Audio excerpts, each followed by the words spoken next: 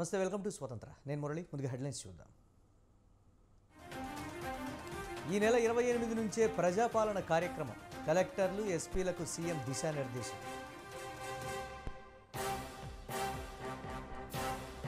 అప్పుల విషయంలో రేవంత్ సర్కారు అన్ని అసత్యాలు.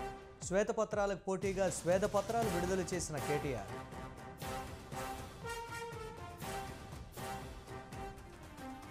బీఆర్ఎస్ శ్వేతపత్రాలపై మంత్రి పొంగులేటి కౌంటర్.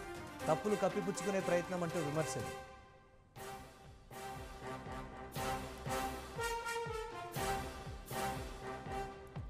స్థానిక పరిస్థితులు, క్షేత్రస్థాయి అంశాలపై చర్చ. పులివెందుల నేతలతో సీఎం జగన్ చర్చలు.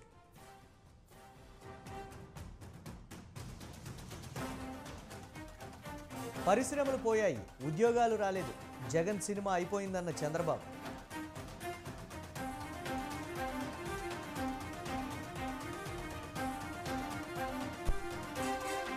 ఏపీలో పొత్తులపై అధిష్టానానిదే తుది నిర్ణయం. లేట్ అయినా లేటెస్ట్గా ఉంటుందన్న జీవీఎల్.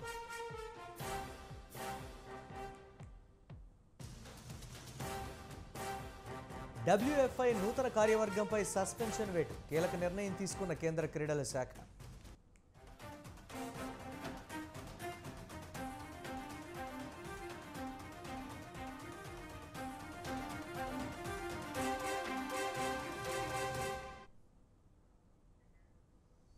ప్రజల స్వేచ్ఛను హరిస్తే ఎంతటి వారైనా ఇంటికి పోవాల్సిందే అన్నారు సీఎం రేవంత్ రెడ్డి. కలెక్టర్లు, ఎస్పీలు, ఉన్నతాధికారులతో జరిగిన సమావేశంలో CM Revanth Reddy serious warning ఇచ్చారు. డిసెంబర్ 28 నుంచి 2024 జనవరి 6 వరకు గ్రామ సభలు నిర్వహిస్తామని తెలిపారు. ప్రతి 4 నెలలకోసారి గ్రామ సభలపై సమీక్షలుంటాయి. ప్రభుత్వం చాలా ఓపెన్ మైండ్తో ఉంది. అధికారులు ఇచ్చే సలహాలు కూడా ప్రభుత్వం స్వీకరిస్తుందన్నారు. ఎస్ఆర్ శంకర్ను ఆదర్శంగా తీసుకొని ప్రతి ఒక్క అధికారి విధులను నిర్వర్తించాలని కోరారు. గంజాయి ముఖ్యంగా ఏఓపి ప్రాంతం నుంచి ఎట్లా ట్రాన్స్పోర్ట్ అవుతుంది, ఏమవుతుంది? మన దగ్గర పండించేది తక్కువ ఉండొచ్చు, కానీ వినియోగించేది ఎక్కువైంది.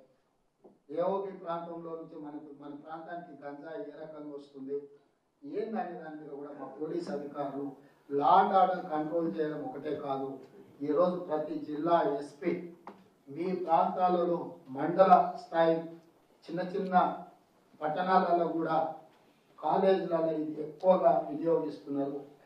మీరు ప్రత్యేకంగా అధికారులను నియమించండి, సమాచారాన్ని సేకరించండి.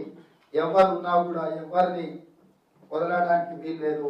అభివృద్ధి చెందడం అంటే అద్దాల మేడలు, రంగుల గోడలు కాదు. పౌరుల నైతికాభివృద్ధి నిజమైన దేశాభివృద్ధి. అంటే అద్దాల మేడలు కట్టో, రంగుల గోడలు చూపించో అభివృద్ధి జరిగిందే అని ఎవరైనా భ్రమపడితే తద్వారా పేద ప్రజలకు ఎలాంటి ప్రయోజనం లేదు. నిజమైన అభివృద్ధి అనేది పౌరుల యొక్క నైతిక అభివృద్ధి జరిగినప్పుడే చివరి వరుసలో ఉన్న పేదవాడికి సంక్షేమ పథకం అందినప్పుడే ఈ రాష్ట్రం కానీ దేశం కానీ అభివృద్ధి చెందినట్టు భావిస్తుంది కాంగ్రెస్ పార్టీ. మేము అందుకే ఈరోజు చివరి వరుసన నిలబడ్డ తండాలలో, గూడాలలో, మార్పుల పల్లెల్లో ఉండే ప్రతి పేదవాడికి ప్రభుత్వం అందించదలుచుకున్న సంక్షేమ పథకం చేరాలంటే చేరవేయాల్సిన వారసులు మీరే. మీ మీదనే మా ప్రభుత్వం పూర్తి స్థాయిలో బాధ్యత పెట్టి నమ్మకంతో, విశ్వాసంతో ఈ అభయహస్తం ద్వారా అమలు చేయబోయే 6 గ్యారెంటీలను, దానికి సంబంధించిన అర్హులమైన నుంచి ఈ రోజు వినతి పత్రాలను లేకపోతే వాళ్ళ అప్లికేషన్స్ తీసుకోవాలని ఆలోచన చేసే ఈ రోజు ఈ కార్యక్రమాన్ని తీసుకోవడం. మాజీ మంత్రి కేటీఆర్ పవర్ పాయింట్ ప్రజెంటేషన్పై మంత్రి పొంగులేటి శ్రీనివాసరెడ్డి తీవ్ర విమర్శలు చేశారు. చేసిన తప్పులను కప్పిపుచ్చుకోవడానికే పవర్ పాయింట్ ప్రజెంటేషన్ అన్నారు.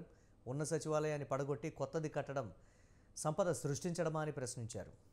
ఉన్న క్యాంప్ ఆఫీసును కాకుండా కొత్తది కట్టడం సంపద సృష్టించడమా అని ప్రశ్నించారు. 6,71,000 కోట్ల అప్పులు చేసి 4 బిల్డింగులు కట్టామంటే ఎలా అని అన్నారు. ధరణిని తీసుకొచ్చి పేదల భూములను లాక్కున్నారని విమర్శించారు. ప్రజాపాలన కార్యక్రమంలో ప్రజలకు ఎక్కడ ఇబ్బందులు రాకుండా చూస్తామన్నారు. తెలంగాణ రాష్ట్రాన్ని 6,71,000 కోట్లు అప్పు ఉన్న మాట వాస్తవమే అని వాళ్ళు ఒప్పుకొని లెక్కారు. విద్యుత్ శాఖలో 81 లక్షల కోట్లు అప్పు ఉన్నమాట వాస్తవమే లెగిశారు. ఆ లెగిస్తానికి ముందు దాన్ని ఎలా డైవర్ట్ చేయాలి, మేము అప్పు చేశాం, అప్పులకి ఆస్తులు సంపాదించామంటారు. ఆస్తులు అంటే ఏంటండి? ఇదే సెక్రటేరియట్ ఉంది, సెక్రటేరియట్ లో ఏమి తక్కువ అయిందని ఆ మంచిగా ఉన్న సెక్రటేరియట్ ని పడగొట్టి ఒక ప్యాలెస్ లాంటి సెక్రటేరియట్ కట్టేంత అవసరం ఉందా ఈనాడు ఈ రాష్ట్రానికి? అంటే 4 బిల్డింగులు కడితే అభివృద్ధి, 4 బిల్డింగులు చూపించి ఇదే నేను సంపాదించిన ఆస్తి అంటే అభివృద్ధి? వీటన్నిటి కోసం ఈ 6,71,000 కోట్లు అప్పు చేశారు. మళ్ళా దాన్ని కప్పిపుచ్చుకోవడానికి మళ్ళీ వారొక పవర్ పాయింట్ ప్రెజెంటేషన్. తెలియదా? ప్రజలు చూడటంలా ప్రతిదీ గమనిస్తూనే ఉన్నారు ప్రజలు. ఆనాటి ముఖ్యమంత్రి కాంగ్రెస్ వాళ్ళట ఈ ధరణిని తీసుకెళ్లి బంగాళాఖాతంలో వేస్తారట. మరి మీరు కాంగ్రెస్ పార్టీని ఎత్తుకెళ్లి బంగాళాఖాతంలో వేస్తారు కదా అని ప్రజల్ని రెచ్చగొట్టే విధంగా ఆనాటి ముఖ్యమంత్రి అనేక సభల్లో మాట్లాడారు. కానీ ప్రజలు కాంగ్రెస్ పార్టీని బంగాళాఖాతంలో వేయలే.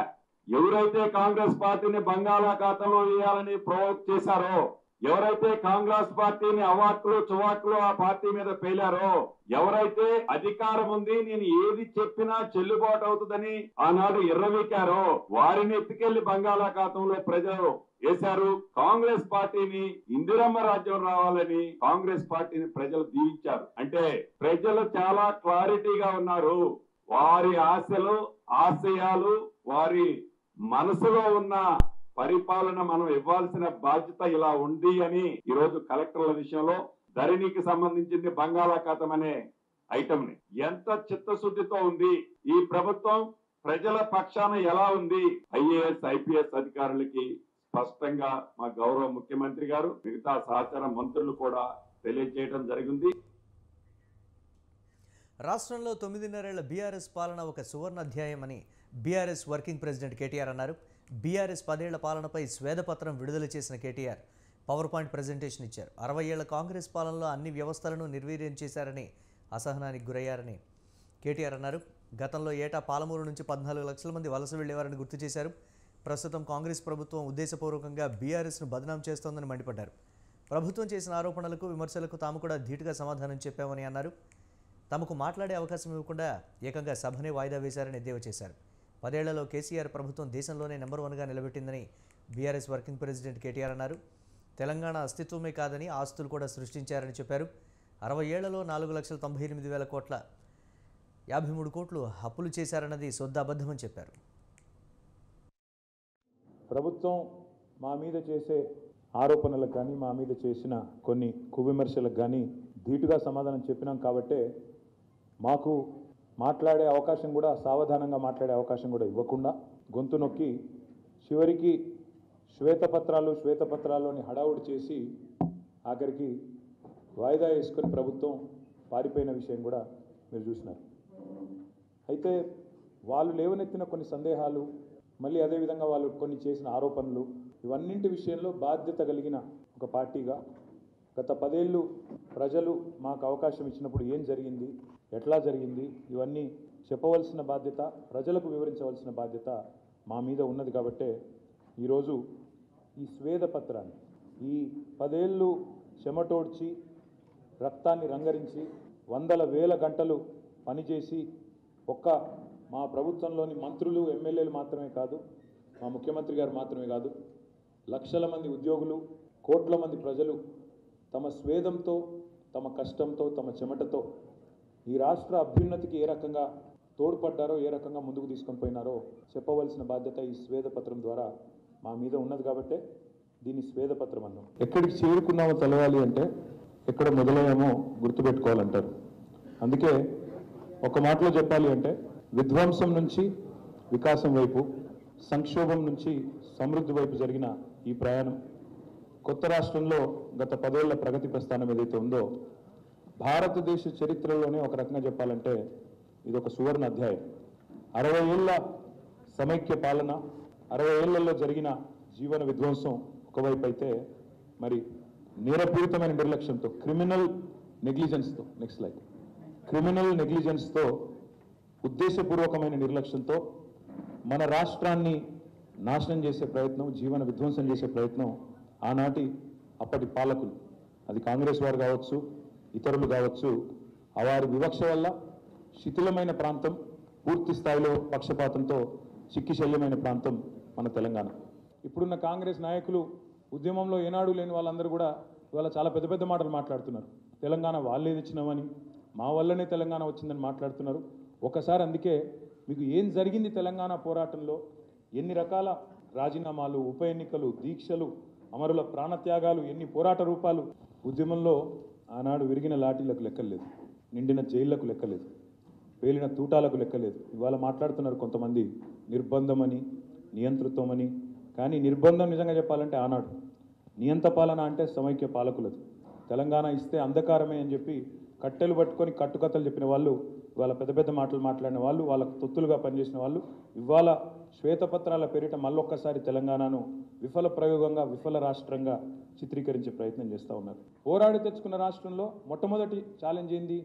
ప్రయారిటీ సెక్టర్స్ ఏంటి, ఏ రకమైన ప్రయారిటీస్ పెట్టుకోవాలి, ఏ రకంగా మనం స్పష్టమైన టార్గెట్స్ నిర్దేశించుకోవాలి. అదేవిధంగా దశాబ్దాల పాటు ప్రజలు పోరాటం చేసింది ఎన్నో ఆకాంక్షలతో, మరి ఆకాంక్షలు ఎట్లా నెరవేర్చాలి. ఇంకోవైపు నీళ్లు, నిధులు, నియామకాలన్నాం, వాటిని ఎట్లా నెరవేర్చాలి, నిర్విఘ్నంగా ముందుకు తీసుకొని పోవాలి.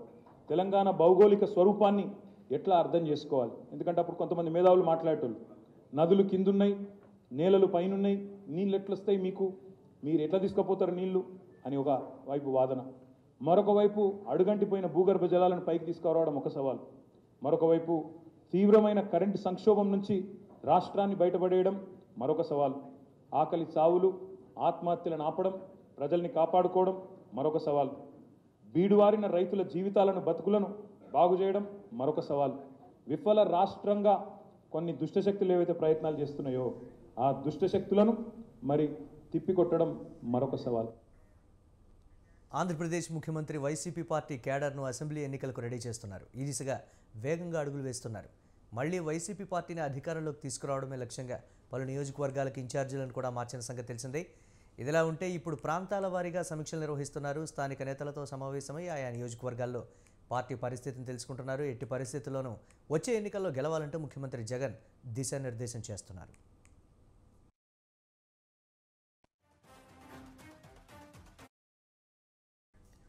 వైఎస్ఆర్ కడప జిల్లాలోని ఇడుపులపాయలో పులివెందుల నేతలతో సీఎం జగన్ భేటీ అయ్యారు. స్థానిక సమస్యలు, క్షేత్రస్థాయి అంశాలపై అభిప్రాయాల గురించి నేతలను అడిగి తెలుసుకున్నారు. వచ్చే ఎన్నికలపై సీఎం జగన్ దిశానిర్దేశం చేశారు. వచ్చే ఎన్నికల్లో 175 స్థానాలు గెలిచేలా కృషి చేయాలని దిశానిర్దేశం చేశారు. ప్రతి ఒక్కరూ స్థానికంగా పర్యటించాలని, ప్రజల సమస్యలు పరిష్కరించాలని ఆదేశించారు.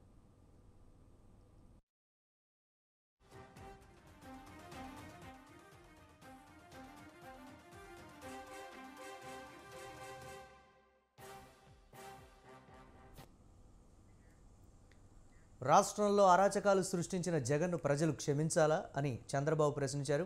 తన సినిమా అయిపోయిందని జగన్కు కూడా అర్థమైందని చెప్పారు. వైసీపీ నుంచి రాజకీయ వలసలు ప్రారంభమయ్యాయన్నారు. ప్రజలు సీఎం జగన్నే మార్చాలని నిర్ణయించినప్పుడు ఇక ఎమ్మెల్యేలను బదిలీ చేసి ఏం లాభమని నిలదీశారు. పరిశ్రమలన్నీ పారిపోయాయి, ఒక్కరికి ఉద్యోగం రాలేదని విమర్శించారు. అరాచకం చేపించిన ఈ ముఖ్యమంత్రి ఈ రాష్ట్రాన్ని పరిపాలించడానికి అర్హుడా అని మిమ్మల్ని అడుగుతున్నా.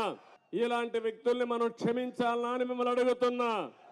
అందుకే తమ్ముళ్ళు, ఈరోజు నేను ఒకటే మిమ్మల్ని అందరినీ కోరుతున్నా. ఈరోజు మీ పట్టుదల నేను చూశాను. మిమ్మల్ని అందరినీ మనస్ఫూర్తిగా అభినందిస్తున్నా. ఇక్కడికి వచ్చిన వాళ్ళు కొంతమంది రాష్ట్రంలో ఇప్పటికే వలసలు ప్రారంభమయ్యాయి. ఎక్కడికక్కడ రాష్ట్రాన్ని కాపాడుకోవాలన్న ఆలోచన ఉండే ప్రతి ఒక్క వ్యక్తి జగన్మోహన్ రెడ్డి ఇంటికి పంపించడం తప్ప వేరే మార్గం లేదని చెప్పి కూడా నేను మీకు తెలియజేస్తున్నా. అతనికి అర్థమైపోయింది, సినిమా అయిపోయింది, ఇంకేం ఉండదు, అది అర్థమైపోయింది. కాబట్టి ఇప్పుడు అంటున్నాడు, నేను 92 మంది ఎమ్మెల్యేలు మార్చేస్తాడంట. మార్చేది ఎమ్మెల్యేలు మార్చాలా? ఎవరిని మార్చాలి? ఒక ఛాన్స్ అన్నాడు. పాపం ఒక ఛాన్స్ మన పాలిట శాపంగా మారిపోయింది. అవునా కాదా అని మిమ్మల్ని అడుగుతున్నా. ఒక్క ఛాన్స్ పాపం ఈ 4 సంవత్సరాల 9 నెలలు అయింది. ఈ 4 సంవత్సరాల 9 నెలలు అందరూ కూడా మా తమ్ముడు గోయిందా గోయిందా అంటున్నాడు. కడాన నిస్సహాయ స్థితికి వచ్చినప్పుడు దేవుడే దిక్కు అనుకుంటా ఆ పరిస్థితికి వచ్చా అందరం. కాదు, మన చేతల్లోనే ఉంది. మన రాత తిరగ రాసే శక్తి మన చేతల్లో ఉంది. నేను అడుగుతున్నా, వైఎస్ఆర్ కాంగ్రెస్ పార్టీలో పనిచేసే కార్యకర్తల్ని, ఒక రైతుని, ఒక ఆటో డ్రైవర్ని, ఒక మహిళని, ఒక నిరుద్యోగిని మీకైనా లాభం జరిగిందా తమ్ముళ్ళు? చెప్పను. చంద్రబాబు ప్రశాంత్ కిషోర్ భేటీపై గుడివాడ ఎమ్మెల్యే కొడాలి నాని సెటైర్లు వేశారు. చంద్రబాబు ఎంతమంది పీకేలను పెట్టుకున్నా జగన్ను చేసేదేముండదన్నారు. అవుట్డేటెడ్ పొలిటీషియన్ చంద్రబాబు ఇప్పుడు ప్రశాంత్ కిషోర్ను కలిస్తే భూమి బద్దలైపోతుందా అని కొడాలి ఎద్దేవా చేశారు. ప్రశాంత్ కిషోర్ను పూర్తిగా వాడేశామని, ఆయన బుర్రలో గుజ్జంతా అయిపోయిందని అన్నారు. వైసీపీ వ్యూహకర్తగా పీకే ఉన్నప్పుడు బీహార్ నుండి వచ్చి ఏం చేస్తాడు తమ్ముళ్ళు అన్న చంద్రబాబు ఇప్పుడు దేనికోసం భేటీ అయ్యారో పసుపు తమ్ముళ్లకు చెప్పాలన్నారు. కర్తగా పెట్టుకున్నప్పుడేమో ఆడేవాడు బీహార్ నుంచి వచ్చాడు తమ్ముళ్ళు మన ఏం పీకుతాడు, మనకన్నా గొప్ప వాళ్ళు ఎవడని ఈ ప్రపంచంలో ఉన్నారో తమ్ముళ్ళు అని చెప్పి ప్రశాంత్ కిషోర్ గురించి మాట్లాడాడు. బాబాయిని చంపడానికి ప్రశాంత్ కిషోర్ ప్లాన్ చేసి ప్రజలను రెచ్చగొట్టి గెలిచాడు. కోడికత్తితో జగన్మోహన్ రెడ్డి గారు పొడిపించుకున్నాడు. వీటన్నిటికి కూడా ప్రశాంత్ కిషోరే ఉన్నాడు అన్నాడు. ఇప్పుడు చంద్రబాబు నాయుడు పేక్కోంచుకుంటాడా లేకపోతే లోకేష్ తండ్రిని చంపుతాడా ప్రశాంత్ కిషోర్ ఆధ్వర్యంలో, ఇవన్నీ కూడా వాళ్ళకే తెలవాలి. అవుట్డేటెడ్ పొలిటీషియన్ అనమాట. అయిపోయినప్పుడు 2019లో వాడేసింది తీసుకొచ్చి ఇప్పుడు 2024లో వాడదాం అనుకుంటున్నాడు. ప్రశాంత్ కిషోర్ కి ఐపాక్ ఏం సంబంధం లేదు. ఈ రోజు ప్రశాంత్ కిషోర్ మమతా బెనర్జీ మాట్లాడమంటే చంద్రబాబుని ఇండియా కూటమిలో చేరమని చెప్పి అడగటానికి చర్చలు జరపడానికి వచ్చారు. చంద్రబాబు నాయుడు ఒక పక్కన పవన్ కళ్యాణ్ ని పెట్టి ఒక పీకేని పెట్టి బీజేపీతో చర్చలు జరుపుతున్నాడు. ఇంకో పీకేని పెట్టి అటు ఇండియా కూటమి మమతా బెనర్జీ కాంగ్రెస్ తో చర్చలు జరుపుతున్నాడు. చంద్రబాబు నాయుడు 2 కళ్ళ సిద్ధాంతం. ఎవడు అధికారంలోకి వస్తాడు చంద్రబాబుకి అర్థం కావట్లా. కేంద్రంలో బీజేపీ వస్తుందా కాంగ్రెస్ వస్తుందా ఎవడొస్తాడు అన్నది కన్ఫ్యూజన్ లో ఉన్నాడు. కాబట్టి వీళ్ళు కాకపోతే వాళ్ళు కాకపోతే వీళ్ళు ఇతర పీకేలను పెట్టుకున్నాడు. ఇవన్నీ కూడా ప్రజలు గమనిస్తున్నారు. చంద్రబాబు నాయుడు ఏ పీకేని పెట్టుకున్నా. గతంలో ప్రశాంత్ కిషోర్పై అనుచిత వ్యాఖ్యలు చేసిన చంద్రబాబు ఇప్పుడు ఎలా ఆయనతో చర్చలు జరిపారో సమాధానం చెప్పాలని మంత్రి మేరుగు నాగార్జున డిమాండ్ చేశారు.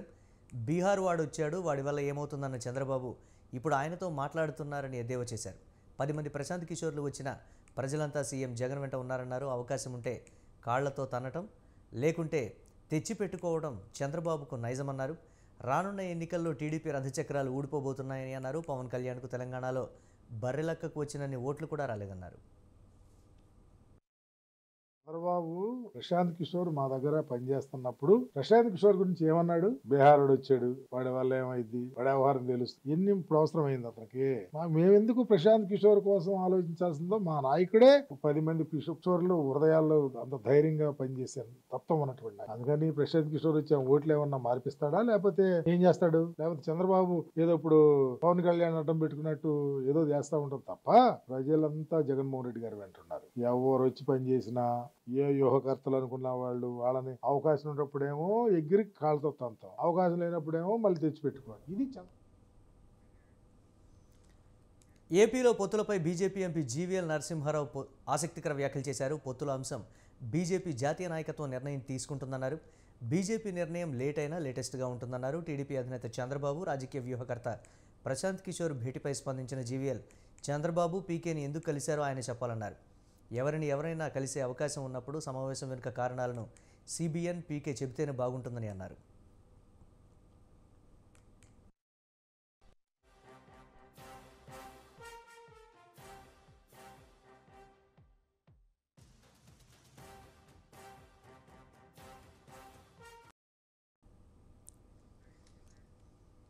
వైసీపీ పాలనకు చరమగీతం పాడేందుకే టీడీపీ జనసేన పొత్తు అని మాజీ మంత్రి ఆలపాటి రాజా అన్నారు. తుఫానుతో నష్టపోయిన రైతులను ఆదుకోవడంలో ప్రభుత్వం విఫలమని విమర్శించారు. రాష్ట్రాన్ని జగన్ అప్పుల ఊబిలోకి నెట్టారని మండిపడ్డారు. అంగన్వాడీ కేంద్రాలను పట్టించుకోలేదని ఆలపాటి రాజా ఆగ్రహం వ్యక్తం చేశారు. అంబటి రాంబాబు గారు ప్రత్యేకంగా ఆయన ప్రస్తావిస్తా ఉన్నాడు, ఇది పోస్ట్ మార్టం అని చెప్పి. మాది పోస్ట్ మార్టం కాదు, శవాలు గుట్టలు మీరు వేసుకుంటా ఉన్నారు, మీరు చేసుకోవాలి పోస్ట్ మార్టం. నియోజకవర్గాల మార్పిడి, మంత్రులుగా 3 మంత్రులుగా పనిచేసినటువంటి నియోజకవర్గాల్లో వాళ్ళకి నుంచునే అవకాశం కల్పించకుండా వేరొక చాటకి మార్చినప్పుడే మీ యొక్క ఆలోచన విధానం, మీరు ఏ రకంగా ప్రజాస్వామ్యాన్ని కాపాడుతున్నారు, ఏ రకంగా రాజకీయాన్ని కొనసాగిస్తున్నారు, ఈ రాష్ట్రంలో రాజకీయ లబ్ధి పొందడానికి ఏ రకమైనటువంటి ప్రయోగాలు, ఫలితం లేనటువంటి ప్రయోగాల్ని ఏ రకంగా ప్రవేశపెడుతున్నారనేది ప్రజలు గమనిస్తా ఉన్నారని చెప్పి సందర్భంగా మనం చేస్తా ఉన్నాం. అంబటి గారు చాలా మాట్లాడుతూ ఉంటాడు. నంద్యాల జిల్లాకు చెందిన మాజీ ఎమ్మెల్సీ చల్ల రామకృష్ణారెడ్డి కుటుంబ విభేదాలు మరోసారి రచ్చకెక్కాయి. చల్లా కుటుంబంలో తలెత్తిన ఘర్షణపై అవుకు జెడ్పీటీసీ చల్లా శ్రీలక్ష్మి స్పందించారు. గొడవకు ఆడపడుచులు పృథ్వీ, బృంద వారి పిల్లలే కారణమని ఆరోపించారు. బృందారెడ్డి కుమారుడు విస్తృత్ రెడ్డి తనపై దాడి చేసి చంపే ప్రయత్నం చేశాడన్నారు. చల్లా కుటుంబం పరువు తీయాలన్న ఉద్దేశం తనకు లేదని, కుటుంబం పరువు ఎవరు తీస్తున్నారో అవుకు ప్రజలందరికీ తెలుసని శ్రీలక్ష్మి అన్నారు. నిన్న అతను లేకుండా ఉంటే కనుక నన్ను చంపేసి ఉండేవాడు విశ్రుత్ అయితే. ఎందుకంటే అంత గట్టిగా పట్టుకుని గట్టిగా వద్దు వద్దు అని లాగుతున్నాను. ఇంకా 2 సార్లు ఆల్రెడీ మీరు చూడొచ్చు. నిన్నైతే వాయిస్ కూడా రాలేదు, ఏమీ రాలేదు, ఇంకా మార్క్స్ అయితే ఉన్నాయి. అట్లాంటప్పుడు అంటే నిజంగా అతని తప్పు అయితే నిజంగా లేదు. నిన్న మధ్యాహ్నం ఇష్యూ జరిగినప్పుడు కూడా వద్దు, రవి వచ్చి బయట అరుస్తున్నా కూడా ఆఫీస్ దగ్గర వద్దు అని లోపలికి పిలుచుకుని వెళ్ళాడు. సో ఇప్పుడు నేను చెప్పేది డిపార్ట్మెంట్ వాళ్ళు కానీ, ఇప్పుడు సెంట్రల్ ఆఫీస్ కానీ, జగన్ ఇంత సపోర్ట్ చేసినప్పుడు మేము ప్రశాంతంగా మా పనులు చేసుకుందాం అన్నప్పుడు ఈ మధ్యలో ఇట్లా ఆడపడుచులు కానీ, మధ్యలో వేరే వాళ్ళు కానీ వచ్చి ట్రిగర్ చేసి వాళ్ళ సరదా కోసం దయచేసి చెల్లా ఫ్యామిలీ పరువు బయట పెట్టొద్దని అనుకుంటున్నాను.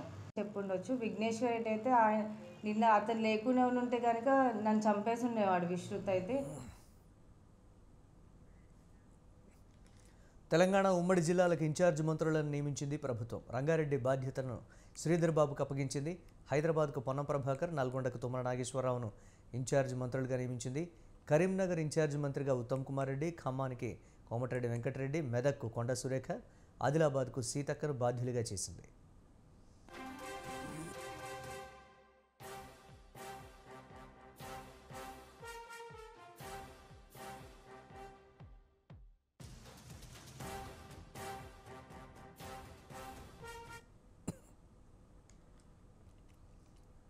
తెలంగాణలో 7 ఐఏఎస్ అధికారులు బదిలీ అయ్యారు. ఇంటర్ విద్యా డైరెక్టర్గా శృతి ఓజాను ప్రభుత్వం నియమించింది. ట్రాన్స్పోర్ట్ కమిషనర్గా జ్యోతి బుద్ధప్రసాద్, సివిల్ సప్లై కమిషనర్గా డిఎస్ చౌహాన్ నియమించింది. గిరిజన సంక్షేమ డైరెక్టర్గా నరసింహారెడ్డి, ఎక్సైజ్ శాఖ కమిషనర్గా ఈ శ్రీధర్ను నియమించింది. కలెక్టర్ భారతి హొళికెరికి ప్రభుత్వం పోస్టింగ్ ఇవ్వలేదు.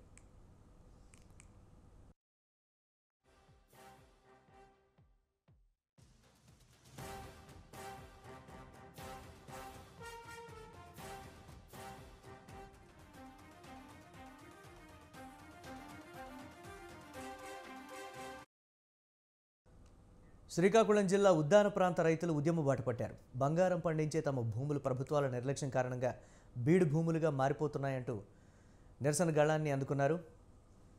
కంచిలి మండలం గొర్లెపాడు వద్ద సమావేశమైన రైతులు తమ ప్రస్తుత పరిస్థితిని చర్చించుకుని భవిష్యత్ కార్యాచరణ రూపొందించుకున్నారు. ఈ సమావేశానికి పలు పార్టీలకు చెందిన నేతలు సైతం హాజరై మొదటగా రైతులుగా ఉన్న మేము మా మద్దతు కూడా రైతు సమస్యలపై పోరాటానికి ఇస్తామని స్పష్టం చేశారు. ఎవరైతే భవిష్యత్ ఎన్నికల మేనిఫెస్టోలో మా సమస్యను ప్రస్తావించి ఆ దిశగా భరోసా కల్పిస్తారో వారికే తమ మద్దతు ఉంటుందని స్పష్టం చేశారు.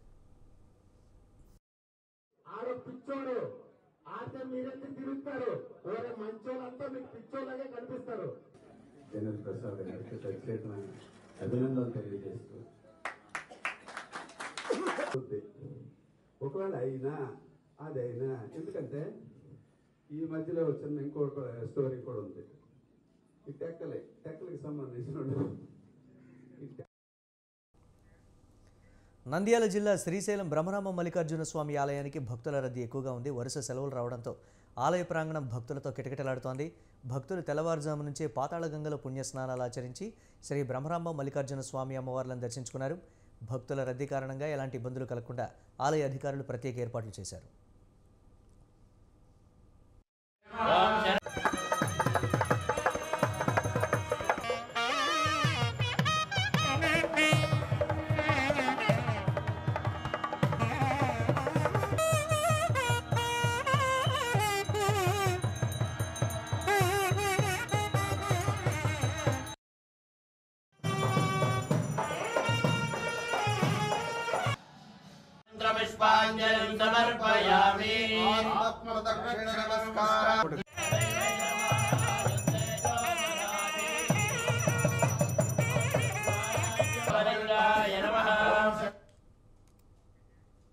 ఉత్తరప్రదేశ్లోని అయోధ్యలో నిర్మించిన అంతర్జాతీయ విమానాశ్రయంలో తొలిసారి ఓ విమానం దిగింది. శ్రీరాముడి జన్మస్థలమైన అయోధ్యలో తొలిసారి ఓ విమానం ల్యాండ్ అయింది. అయోధ్యలో గతంలో 178 ఎకరాల విస్తీర్ణంలో ఉన్న ఎయిర్ స్ట్రిప్ను 350 కోట్లతో పురుషోత్తం శ్రీరామ్ అంతర్జాతీయ విమానాశ్రయంగా తీర్చిదిద్దారు. ఈ నెల 30న ప్రధాని మోదీ చేతుల మీదుగా దీనిని ప్రారంభించనున్నట్లు ఇటీవల కేంద్ర మంత్రి సింధియా తెలిపారు. గంటకు 2-3 విమానాలను హ్యాండిల్ చేయగలదని వివరించారు. 2200 మీటర్ల పొడవైన రన్వే అందుబాటులోకి రానుందని, దీంతో బోయింగ్ 737, ఎయిర్బస్ 319, 320 విమానాలు ఇక్కడ దిగొచ్చని అధికారులు వెల్లడించారు.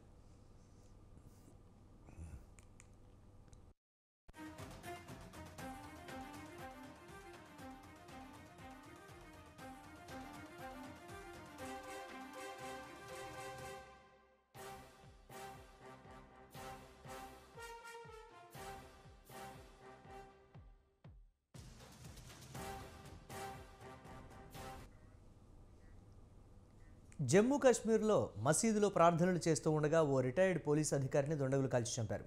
జమ్మూ కాశ్మీర్లోని బారాముల్లాలో మహమ్మద్ షరీఫ్నే మాజీ పోలీస్ అధికారి షేరీ బారాముల్లాలోని గంట్ ముల్లాలో ఈ దారుణం జరిగింది. సైన్యం ఆ ప్రాంతంలోనూ చుట్టుపక్కల టెర్రరిస్టుల కోసం గాలిస్తున్నారు. కాల్పుల్లో తీవ్రంగా గాయపడిన అధికారి ఆసుపత్రిలో చనిపోయాడు.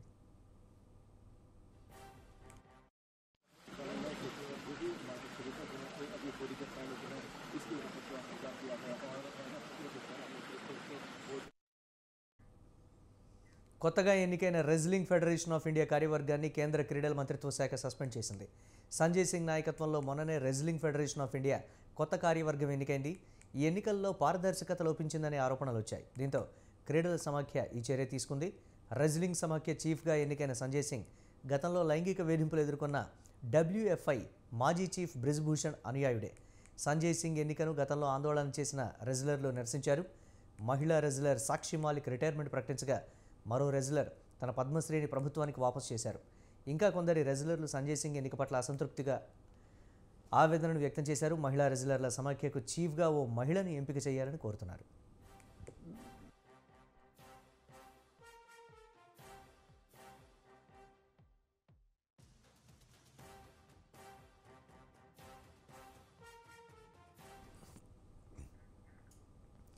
WFI నియమావళికి అనుగుణంగా కొత్త సమాఖ్య ఎన్నిక జరగలేదని క్రీడా మంత్రిత్వ శాఖ పేర్కొంది. కొత్త కార్యవర్గాన్ని సస్పెండ్ చేశారని, రద్దు చేయలేదని మంత్రిత్వ శాఖ సస్పెండ్ చేసింది.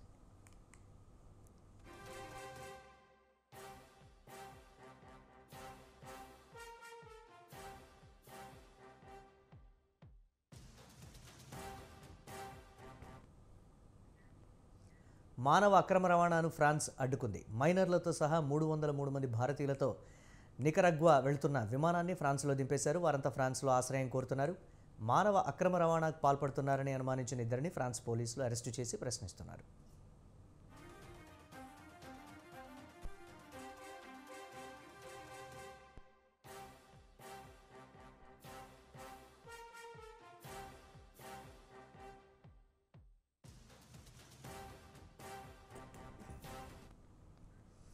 రొమేనియాకు చెందిన లెజెండ్ ఎయిర్లైన్స్ విమానం దుబాయ్కు చేరుకున్న తర్వాత ప్యారిస్కు తూర్పున 150 కిలోమీటర్ల దూరంలోని వట్రి విమానాశ్రయంలో గురువారం నుంచి నిలిపివేశారు.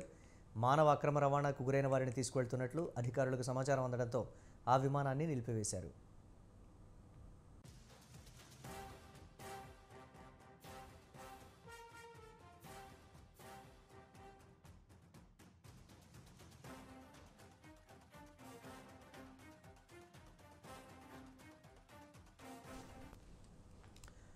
ఎయిర్బస్ A340 విమానంలో 11 మంది మైనర్లు ఉన్నారని ప్యారిస్ ప్రాసిక్యూటర్ కార్యాలయం తెలిపింది. వారిలో 6 ఆశ్రయం కోసం దరఖాస్తు చేసుకున్నారు.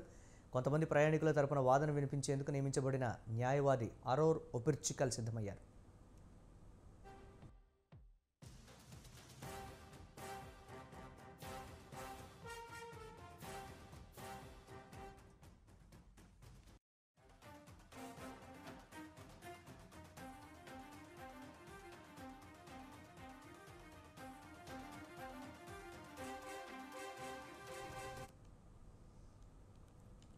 వారొక ప్రేమ జంట. ఇద్దరు ఒకే రోజు 2 వేరువేరు విమానాల్లో ప్రయాణించారు. చిత్రంగా 2 విమానాలు ప్రమాదానికి గురయ్యాయి. అంతకంటే విచిత్రం ఆ ఇద్దరు ప్రాణాలతో బయటపడటం. ఇప్పుడు విధిచే వింత ఇదే అంటూ పాట పాడుకుంటున్నారు.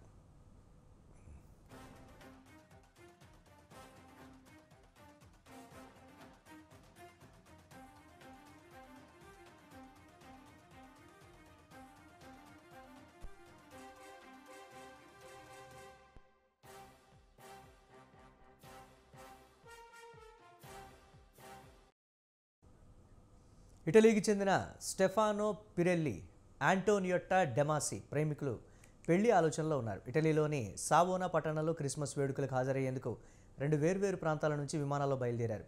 వీరు ప్రయాణిస్తున్న మైక్రోజెట్ విమానాలు దాదాపు ఒకే సమయంలో ప్రమాదానికి గురయ్యాయి. స్టెఫానో ప్రయాణిస్తున్న విమానం క్రాష్ ల్యాండింగ్ అయింది. అక్కడికి మరో 25 మైళ్ల దూరంలో ఆంటోనియట్టా విమానం పొగమంచు వల్ల ప్రమాదానికి గురైంది. స్టెఫానోకు దెబ్బలేమీ తగలేదు, కానీ ఆంటోనియట్టా స్వల్పంగా గాయాలయ్యాయి. ఆమెతో పాటు 2 పైలట్లు ప్రస్తుతం ఆసుపత్రిలో చికిత్స పొందుతున్నారు.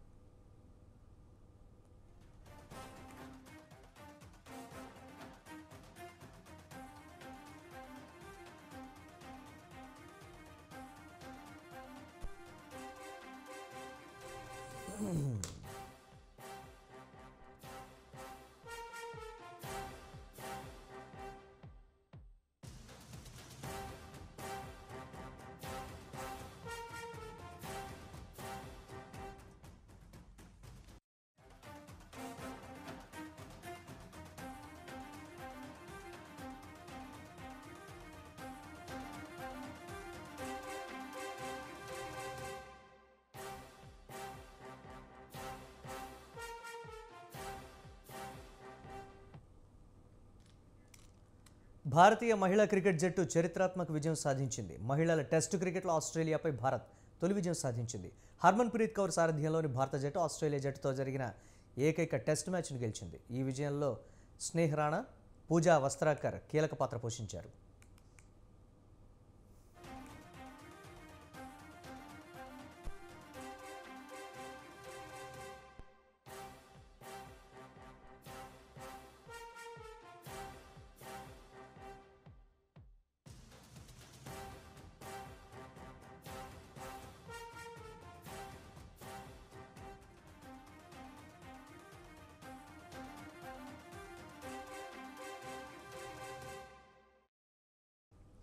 పంతొమ్మిది 1995 నుంచి భారత మహిళా క్రికెట్ జట్టు అంతర్జాతీయ జట్లతో టెస్టులు ఆడుతున్న ఈ ఏడాది స్వదేశంలో వరుసగా 2 టెస్టులు గెలిచింది. మొదట ఇంగ్లాండ్ జట్టుపై టెస్ట్ గెలిచింది. ఇప్పుడు ఆస్ట్రేలియా మహిళా జట్టుపై ఘన విజయం సాధించింది.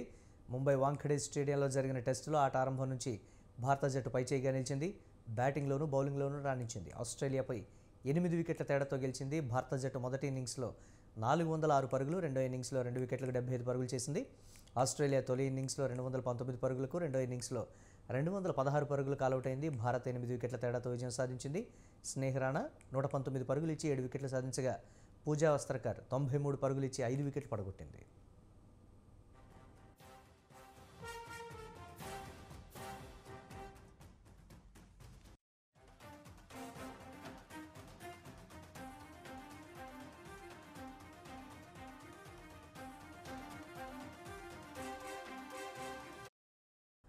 భారత మహిళల జట్టులో స్మృతి మంధన 76 పరుగులు, రిచా ఘోష్ 52 పరుగులు, జరిమా రోడ్రిగ్స్ 73 పరుగులు, దీప్తి శర్మ 78, పూజా వస్త్రకర్ 47 పరుగులు చేశారు. స్మృతి మంధన రెండో ఇన్నింగ్స్లో మరో 38 పరుగులు చేశారు.